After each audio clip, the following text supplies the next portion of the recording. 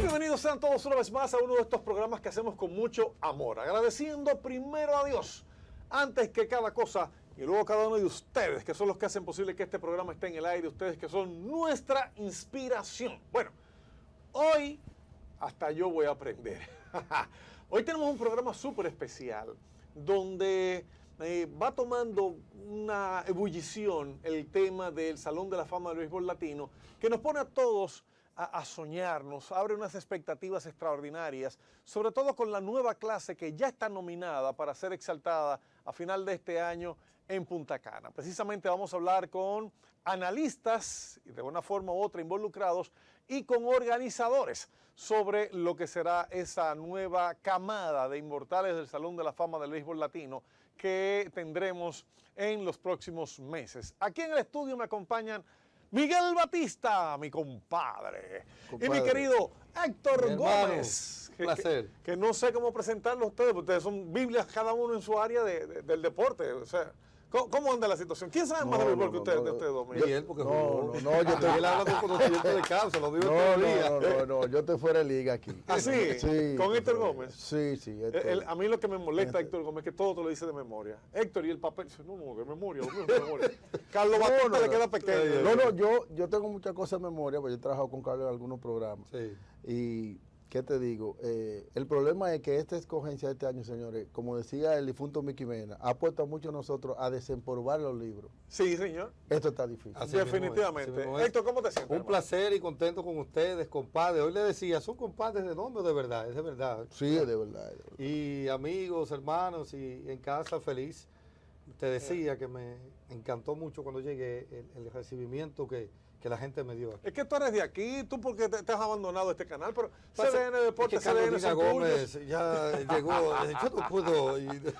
Bueno, pues para ir entrando en materia, vamos a presentar a uno que no pudo estar aquí de manera presencial, pero sí está con nosotros de manera virtual, y es la pieza clave para comenzar el análisis de lo que será la nueva exaltación al Salón de la Fama del Béisbol Latino. Empecemos entonces y damos la bienvenida y presentamos a nuestro querido Robinson Paredes, quien es parte del comité organizador. Robinson, Director en de pantalla. operaciones. Sí, señor. Cuidado. No, y heredando unos zapatos tan pesados como lo de Don Víctor, lo del señor Will, de Roberto Ay, Will. mi madre. Bueno, él está en pantalla ya. Hermano, ¿cómo te sientes, querido?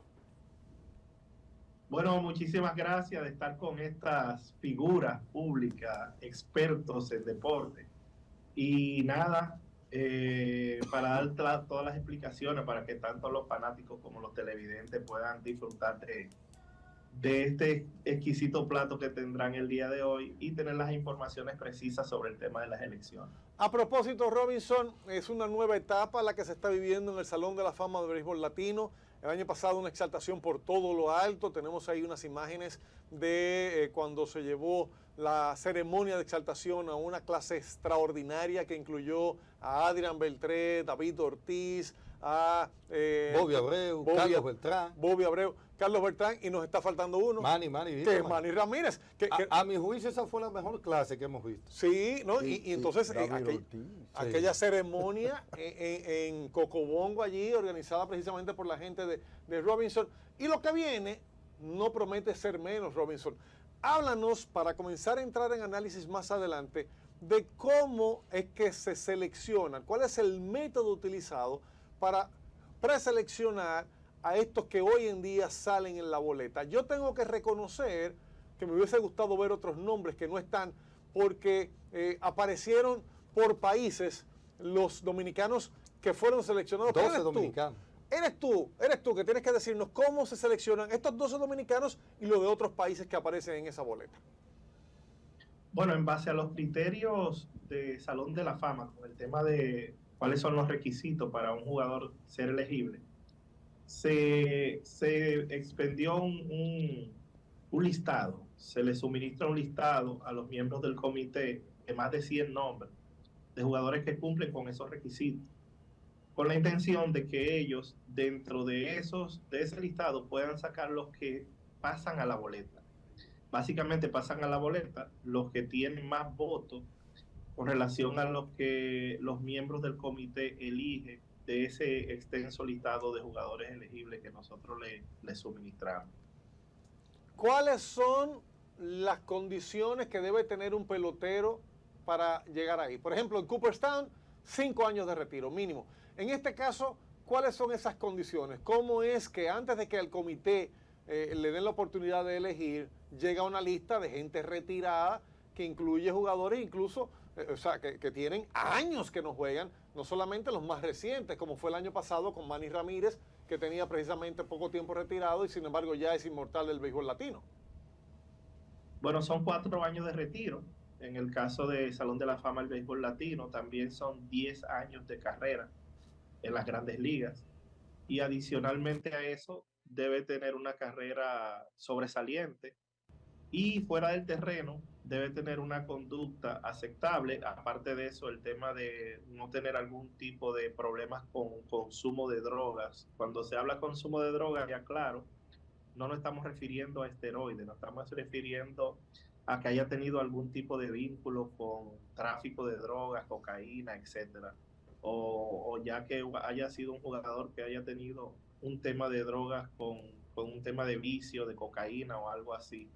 Son los requisitos que Salón de la Fama del Béisbol Latino tiene para que un jugador sea elegible a estar en ese primer listado que luego sale los jugadores que pasan a la boleta. ¿Puedes, Robinson, recalcar un poquito, a modo de edificar a toda la audiencia, cuáles eventualmente es el criterio, el formato de selección entre los distintos periodistas que van a sufragar su voto en América Latina? ¿Cuál es el formato, la dinámica? Bueno, en este primer formato luego de ese listado salen, como le comenté, los que tienen más votos, y luego eso pasaría ya a lo que es el círculo de cronistas internacionales, que está compuesto por 50 cronistas de diferentes países, que son los que van a elegir los 5 exaltados conjuntamente con el comité. Básicamente, en esta primera etapa no se permiten que los miembros del comité voten por más de 10 jugadores del mismo país y deben votar al menos por uno de cada país. Ya en la segunda etapa, donde se salen los inmortales, no pueden haber más de 3 inmortales del mismo país. Que fue lo que pasó, Robinson, el año pasado, que tuvimos como dominicanos al Big Papi, Manny Ramírez y Adrian Beltré, porque ustedes saben que en términos estadísticos, República Dominicana, obviamente, bueno, hay jugadores de otros países que quizás cuando tú lo pongas en el papel y lo comparas con otros, no cabe. Sin embargo, ¿tú me entiendes, Miguel? Sí, claro. Tenemos una Pero en este caso, para Robinson, ¿qué cambió? ¿Qué cambió? Porque, por ejemplo, un nombre como el de George Bell aparece ahora en la boleta, pero George Bell tiene muchísimos años retirado y obviamente con unos numeritos extraordinarios como para haberlo tomado en cuenta antes. ¿Algo cambió en este sistema? ¿Qué fue lo que cambió? Exacto, lo que sucede es que ahora es un poco más, ¿cómo le diría? Democrático, en el sentido de que ya el comité no es quien toma la decisión del 100% de cuáles son los jugadores a exaltar. Anteriormente había ese tema de que como había un jugador de cada país que iba a la exaltación, nos dábamos con ese caso que menciona el señor Héctor, con relación a que a lo mejor teníamos un jugador con un background no tan grande como el de Pedro Martínez o como el de Carlos Delgado, pero que tenía que acompañarlo en esa clase precisamente solo porque había que tener uno de cada país. Ahora se le da la oportunidad, en base a la cantidad de peloteros que tienen en grandes ligas, se pone la cuota en ese gran listado que se da de inicio. Y ya jugadores, por ejemplo, como también el caso de Julio Franco, que tuvo tremenda carrera, son uno de los que tuvieron más votos para entrar en la boleta. Precisamente por ese cambio que se hizo, en donde ahora la prensa, que es conocedora y que es ya un grupo más grande, toma mucho peso con relación al exaltado de esta clase y de las clases en lo adelante. Robinson, una pregunta. Estamos ahora mismo en la preselección, pero vamos a hablar sobre lo que hace peso para ya la exaltación. Y te pregunto por qué, te voy a explicar por qué. Por ejemplo, en Grandes Ligas había un cliché, como decimos nosotros, que habían tickets seguros para el Salón de la Fama si tú conectabas 500 cuadrangulares, 3.000 hits, sí, 300 victorias. 3.000 ponches. Exacto. ¿Hay en este Salón de la Fama algún tipo de parámetro que se dice, mira, un jugador que por lo menos haya hecho esto, pero hay casos excepcionales, como es el caso de Sandy Koufax, que dominó una era, y tenemos jugadores ahora en esta prelista que quizás no llegaron a los 3.000 ponches, pero dominaron una era completa, 10 años que fueron imbateables? ¿Hay algo parecido en este también Salón de la Fama? Bueno, no, en inicio se entraron al Salón de la Fama del béisbol latino todos los jugadores que pertenecieron a Cooperstown. Ahora bien, les reitero que ahora depende mucho de los votos sobre todo de la prensa, porque son 50 cronistas internacionales, aparte de los miembros del comité que son los que tienen votos en este nuevo formato.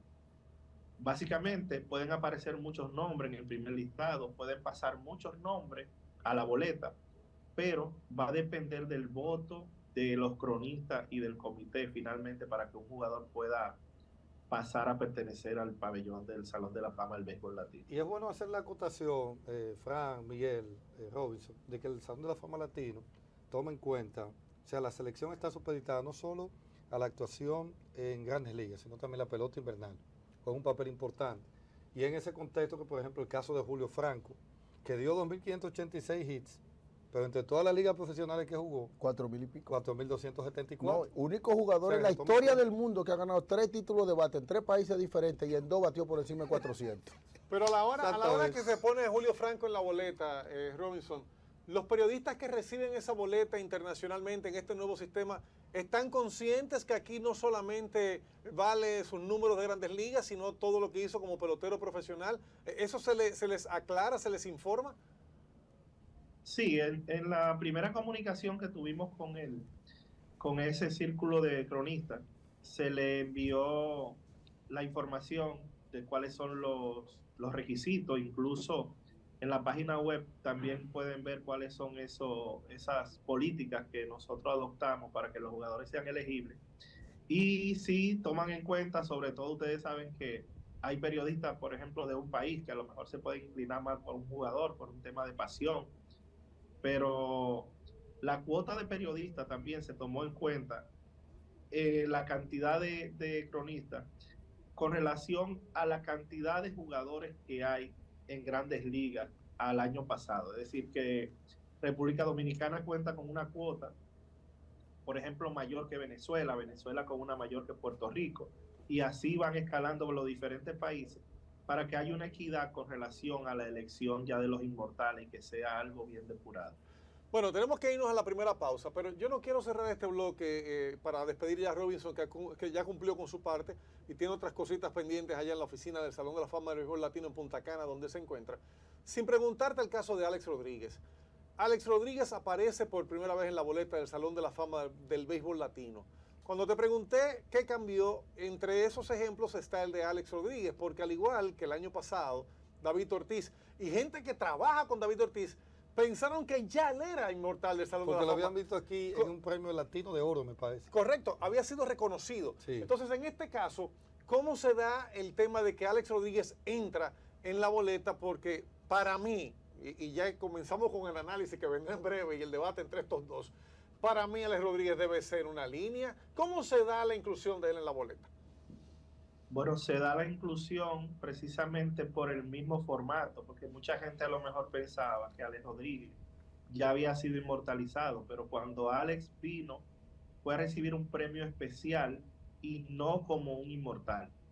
Ahora sí, Alex con el nuevo formato entra a formar parte de la boleta y pensamos que tiene muy buen chance, va a depender del voto del círculo de cronistas. Bueno, pues me imagino que ya Alex tendrá sus oraciones puestas para que eso suceda, porque el Salón de la Fama... a planchar traje ya. Sí, no, y yo digo, porque el Salón de la Fama del Béisbol Latino ha sido como la puerta. Muchos entran primero al Salón de la Fama del Béisbol Latino. Con Pedro Martínez, con Iván Rodríguez, exactamente, Roberto Alomar. Y luego llegan al Salón de la Fama de Cooperstown. Gracias, Robinson. Yo tengo que despedirte porque ahora tengo que ver cómo me defiendo de estos dos que vienen a apabullarme con sus conocimientos, hermano. Te deseo la mejor de la suerte, Fran, y continúen. Muchísimas gracias. Espero que sigas en sintonía con este programa. Señores, vamos a la primera pausa y al regreso vamos a comenzar a analizar por países cuáles son esos que aparecen y qué oportunidades les ven mis expertos. No se vaya nadie.